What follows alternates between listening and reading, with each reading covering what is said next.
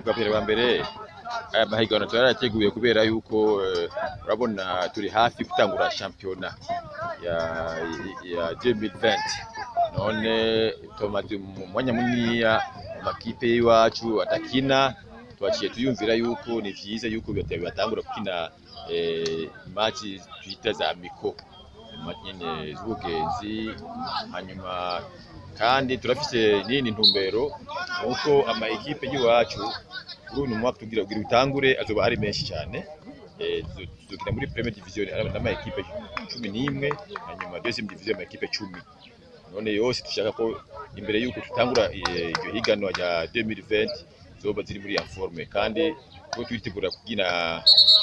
kujya muri Coupe d'Afrique izobera i Buganda none urabona ko ni ibintu bitegura urabona i Dar es Salaam tugiye kuserukira igihugu ni equipe nationale y'indamba Rugamba ya beach soccer kandi igihugu cyose cyari nyuma yacu barashimye cyane yo sinzi kandi n'ubu bariko baratuvugira yuko ngo